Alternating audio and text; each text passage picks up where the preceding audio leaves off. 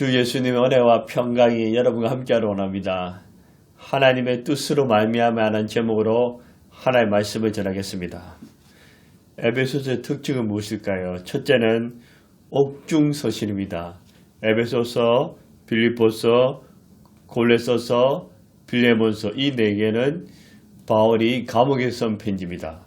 두 번째로 에베소서는 교회론을 강조합니다. 골로새서가 기독론을 강조하면 에베소서는 교회론을 강조합니다. 세 번째로 그리스도 안이란 말이 많이 나옵니다. 바울은 그리스도 예수 안에 살고 그리스도 예수와 함께 죽는 삶을 살았습니다. 그리스도 예수로 충만했습니다. 네 번째로는 충만, 풍성이라는 단어가 많이 나옵니다. 다섯 번째로 바울이 자기 이름으로 단독으로 쓴 편지가 에베소서와 로마서입니다. 내용은 1장에서 3장은 기독교 교리를 설명하고 4장에서 6장은 실천을 설명하고 있습니다. 기독교 교리는 하나님, 예수님, 성령님, 구원론, 성서론, 교회론, 성령론, 종말론 등을 말합니다. 이 기독교 교리를 모르고 행함, 실천만 강조하면 지식이 모자라서 이단이나 잘못된 길로 빠질 수 있습니다. 반면에 교리는 많이 알지만 행함, 실천이 없으면 말과 행동이 일치하지 못하고 위선적일 수 있습니다. 교리, 아는 것과 실천, 행하는 것의 조화와 균형을 이루어야지 건강한 그리스도인이 될 수 있습니다. 에베소서 1장에서 1절에 2절은 인사합니다. 3절에서 14절은 성부, 성자, 성령 찬송합니다. 15절에서 19절은 감사와 기도입니다. 20절에서 23절은 성령입니다. 에베소서 보내인은 누구일까요? 1절에 사도 바울입니다. 받는 이는 누구일까요? 1절에 에베소에 있는 성도들과 그리스도 예수 안에 있는 신실한 자들입니다. 첫 번째로 바울은 자신을 어떻게 소개하고 있습니까? 1절에 보니 하나님의 뜻으로 말미암아 그리스도 예수 안에서 사도된 바울 이렇게 설명했습니다. 사도란 무엇입니까? 보내심을 받은 자는 뜻입니다. 예수 그리스도로부터 보내심을 받은 자가 사도입니다. 깊게, 좁게는 예수님이 친히 목격한 자, 예수님이 지명한 자, 베드로, 야고보 12제자, 사도 바울, 바나바 등을 사도라고 칭합니다. 넓게는 예수님으로부터 복음을 위하여 하나님의 뜻을 이루기 위해 보내심을 받은 자입니다. 바울은 자기가 사도가 된 것은 인간의 권력이나 인맥이라고 자랑하지 않습니다. 돈이나 성공으로 이뤘다고 교만하지도 않습니다. 처세술로도 그렇다고 스스로 된 것도 아니라 자신이 사도가 된 것은 하나님의 뜻으로 말미암아 부르심과 사명을 받고 사도가 되었습니다. 나는 부족해도 하나님의 뜻으로 말미암아 나를 복음 전파를 위해서 엄마 뱃속에서부터 아니 창세 전부터 사도로 택하심을 받았다는 그 확신이 가득 차 있었습니다. 그러니 나는 주 예수님의 복음을 위해서 하나님의 뜻을 전하기 위해서 보내심을 받았다. 아무도 나를 해치지 못할 것이다. 아무도 나를 건드리지 못할 것이다. 비록 핍박과 고난, 시련이 있어도 나는 두렵지 않다. 주 예수님이 나와 함께 하신다. 주 예수님이 나를 지켜주신다. 주님의 사명을 다 이루기까지 나는 죽지 않는다. 내 목숨이 붙어있는 한 주 예수님의 복음을 위해 하나님의 뜻을 이루기 위해 나는 보내심을 받았다는 담담이 있었습니다. 저와 여러분은 왜 이 세상에 존재할까요? 지금까지 생명을 주셔서 살게 해주셨을까요? 우연일까요? 아무런 목적이 없을까요? 예수님께서도 하나님 아버지로부터 보내심을 받아 하늘나라에서 이 땅으로 내려오셨습니다. 하나님 아버지의 뜻을 이루기 위해서 죄인이었던 우리를 구원하고 섬기기 위해서 오셨습니다. 염문 6장 38절에 내가 하늘에서 내려온 것은 내 뜻을 행하려 함이 아니요 나를 보내신 이의 뜻을 행하려 합니다. 예수님이 이 땅에 오셔서 하나님의 뜻을 이루셨습니다. 염문 20장 21절에도 예수께서 또 이르시되 너희에게 평강이 있을지어다 아버지께서 나를 보내신 것 같이 나도 너희를 보내노라. 주님께서는 좁게는 12제자와 바울 같은 사람을 사도로 보내심을 보냈고 넓게는 저와 여러분도 주님으로부터 보내심을 받은 자들입니다. 왜 저와 여러분을 가정으로, 직장으로, 사회로, 지역으로, 나아가 민족과 열방으로 보내셨습니까? 여러분이 교회의 직분, 사회의 지위, 명함이 내가 잘나서 된 것이 아닙니다. 돈으로도 된 것도 아닙니다. 스스로 된 것도 아닙니다. 주님으로부터 된 것입니다. 주 예수님께서 저와 여러분을 창조하셨고 구원하셨습니다. 구원받은 백성으로서 이 땅에서 천국의 대사로 사도와 같이 부르심을 받아서 복음을 위해서 하나님의 뜻을 이루기 위해서 존재해야 합니다. 그저 이 땅에서 잘 먹고 잘 입고 잘 살고 부자되고 건강하며 장수하는 삶보다도 복음을 전하고 하나님의 뜻을 이루는 그 보내심의 삶이 가장 가치 있고 존귀하며 영원한 것입니다. 하나님의 뜻대로 부르셨고 재능과 은사, 건강과 물질, 일을 맡기셨습니다.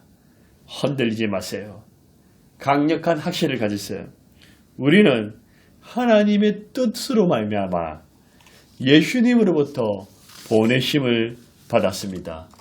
복음을 위해 하나님의 뜻을 이루기 위해서 우리는 살아야 합니다. 두 번째로 받는 사람이 누굴까요? 1절에 보시면 에베소에 있는 성도들과 그리스도 예수 안에 있는 신실한 자들입니다. 이들은 누구입니까? 한마디로 주 예수님을 구주로 주님으로 잘 믿는 자들입니다. 성도란 구별된 자, 바친 자란 뜻입니다. 신실한 자들이란 믿는 자, 믿을 만한 사람이란 뜻입니다. 우리는 그리스도 예수 안에서 성도들과 신실한 자들입니다. 그리스도의 밖의 사람, 그리스도가 없는 사람들이 아닙니다. 살아도 그리스도 예수와 함께 살고 죽어도 그리스도 예수와 함께 죽는 자들입니다. 예수님과 하나 되고 예수님과 연합된 자들입니다. 우리는 그리스도 안에서 성도와 신실한 자로 살아가야 합니다. 성도란 구별된 사람입니다. 교회는 건물이 아닙니다. 얼마나 크고 멋진 교회를 지었냐가 교회를 결정하는 것이 아닙니다. 중세교회, 어마어마한 교회들이 지금은 박물관이 되었고 교회는 텅텅 비게 되었습니다. 우리나라도 한국교회도 남의 나라, 남의 교회가 이야기가 아닙니다. 지금은 하래도 나중에는 중세교회를 따라갈지 모르는 심각한 위기입니다. 교회는 건물보다 사람이 중요합니다. 초대교회는 화려한 대형 건물은 없었지만 세상을 뒤흔드는 영향력 있는 삶을 살았습니다. 현대교회는 크고 멋진 건물은 많으나 세상을 뒤집기는커녕 세상으로부터 손가락질, 조롱을 당하고 있습니다. 왜 그렇습니까? 예수님을 잘 믿는 구별된 성도들이 적기 때문입니다. 성도란 도덕적으로 윤리적으로 아무 험이 없는 완벽한 사람들을 말하는 것이 아닙니다. 하나님에 의해 선택된 하나님께 속한 사람입니다. 예수님의 피값으로 구원받은 백성들입니다. 예수님의 피값으로 구별된 백성들입니다. 최근의 교인들은 세상 사람들과 똑같습니다. 아니 더합니다. 세상 사람처럼 돈 좋아하고 부동산 좋아합니다. 권력과 인기, 성공을 사랑합니다. 희생도 안 하고 십자가도 지지 않습니다. 철새처럼 이 교회 저 교회로 옮겨 다닙니다. 어떤 목회자들은 주님만 바라보고 주님만 의지하는 목회자도 있지만 그렇지 않은 목회자들 자기 밥그릇만 챙기기 위해서 수단과 방법을 가리지 않는 사람도 있습니다. 어떻게 하면 한 못을 챙길까만 생각하고 어떻게 하면 더 많은 돈을 가질까만 궁리합니다. 개척교회도 정말 불신자를 향한 그런 개척교회가 아니라 기존 교회를 깨트려서 저 사람들이 꼴보기 싫어서 교회를 쪼개서 나눠서 교회를 다시 만든 그게 무슨 개척교회입니까? 교인들이 싸움도 잘합니다. 거의 싸움닭 수준이 되었습니다. 사랑과 용서, 긍휼과 화평보다는 이기심과 무관념과 미움으로 가득 찹니다. 그래서 주 예수를 믿는 사람이나 안 믿는 사람이나 별 차이가 없습니다. 오히려 세상 사람들 가운데 더 착한 사람들이 많습니다. 여러분, 진실로 주 예수님을 믿습니까? 주님의 백성입니까? 주님으로부터 부르심을 받았습니까? 예수님의 핏값으로 제사함을 얻었습니까? 주님으로부터 구별되었습니까? 여러분의 이름이 생명책에 기록되었습니까? 오늘 죽어도 천국에 갈 자신이 있습니까? 여러분은 사탄에게 속하지 않고 하나님께 속하셨습니까? 그렇다고 왜 세상 사람들과 똑같이 생각하고 그들의 가치관대로 살고 죄짓고 살아갑니까? 이것은 성도의 삶이 아닙니다. 성도는 예수님의 피값으로 예수님의 생명으로 구원받은 백성들입니다. 도덕적으로 완벽하게 험이 없을 수는 없지만 최소한 주님께 속한 성도는 세상 사람들과 달라야 합니다. 구별되어야 합니다. 거룩해야 됩니다. 바친 자가 되어야 합니다. 예수님의 한계가 나야 합니다. 조금이라도 예수님을 닮아가야 합니다. 빛과 소금의 역할을 감당해야 합니다. 우리는 주님께로부터 속한 자로서 구별된 성도의 삶을 살아야 합니다. 신실한 자들은 누굴까요? 신실한 자들은 예수를 믿는 사람, 믿을 만한 신실한 사람들이란 뜻입니다. 우리는 주님을 신실히 믿을 뿐만 아니라 주님과 사람에게도 신실하다고 믿을 만한 사람이라고 인정을 받아야 합니다. 세상 사람들은 다른 사람을 속이고 거짓말을 해도 주님을 믿는 신실한 자들은 달라야 합니다. 주님을 믿는 사람들을 보고 저 사람은 확실해. 믿을만해. 신뢰할 수 있어. 거짓말하지 않아. 사기치지 않아. 의뢰할 만한 사람이야. 자기 배만 채우는 욕심쟁이고 이기주의가 아니야. 그런 말을 듣고 그런 아니하는 칭찬을 듣고 계십니까? 그렇다면 신실한 자들입니다. 아니면 저 사람은 확실하지 않아. 자기 이익에 따라 수시로 변하는 변덕쟁이야. 거짓과 불의가 가득해. 돈에 미친 사람이야. 뇌물을 받아 사기를 쳐 자신의 사욕만 채운 인간이야. 저 사람 도저히 믿을 수가 없어. 신뢰할 수가 없어. 그러면 신실한 자들이 아닙니다. 그 엄청난 로마의 권력과 법, 칼 앞에서 그 많은 이방인의 우상 숭배 앞에서 나사렛 시골 동네 예수라는 사람의 십자가와 십자가의 죽음과 부활의 사건을 가지고 거대한 어마어마한 로마를 주 예수님 앞에 무릎 꿇게 하지 않았습니까? 주 예수님 앞에 두 손 들고 돌아오게 하지 않았습니까? 로마와 온 세상의 뒤엎을 파는 능력이 어디에서 났습니까? 그들은 세상과 구별된 주님께 속한 사람들이었고 믿을 만한 신실한 자들이었습니다. 왜 초대교회 성도와 신실한 자들과 오늘날 믿는 자들이 왜 다릅니까? 다른 예수님을 믿고 있습니까? 초대교회는 소수였지만 세상 사람들을 변화시켰고 선한 영향력을 미쳤습니다. 오늘날 예수 믿는 사람들은 초대교회보다 더 많아도 세상은 전혀 요동하지 않습니다. 그것은 초대교회 믿는 자들은 진실로 믿는 성도였고 신실한 자들이었기 때문이다. 저와 여러분도 각성해서 회개하고 도전을 받아서 우리도 이제는 그리스도 안에서 구별된 성도의 삶, 주님을 신실히 믿고 신실할 만한 자들이 되어야 합니다. 그렇게 살아가시기 바랍니다.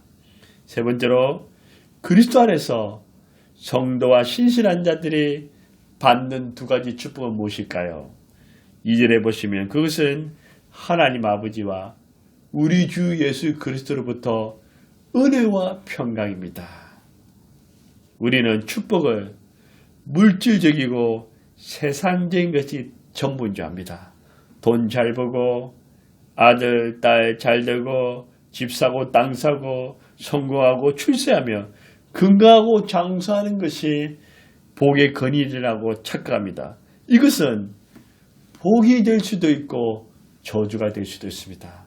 돈 잘 벌고 성공해서 땅 사고 뭘 해서 주님께 영광을 돌리고 사람들을 살리고 나누는 삶을 산다면 축복이지만 그런데 주님을 떠나고 자기 배만 채우고 사람들을 빼앗고 사람들의 고통에 빠지게 한다면 그건 저주에 불과합니다. 진정한 복은 신랄한 복은 하나님 아버지와 우리 주 예수님으로부터 오는 은혜와 평강입니다. 이것이 참된 복입니다. 아무리 세상에서 잘 나가고 잘 살아도 그 마음에 하나님 아버지와 예수님으로부터 오는 은혜와 평강이 없으면 무슨 소용이 있겠습니까? 은혜와 평강은 초대교회 당시에 보편적인 인사였습니다. 은혜는 헬라식 인사였고 평강은 유대인식 인사였습니다. 은혜는 죄인이라서 도무지 받을 자격이 없는 사람들에게 베풀어주는 하나님의 값없는 사랑, 호의를 말하는 것입니다. 평강은 소유로 인한 일시적인 것이 아니라 주님으로부터 오는 평강, 육적, 정신적, 영적으로 완전한 평안을 말합니다.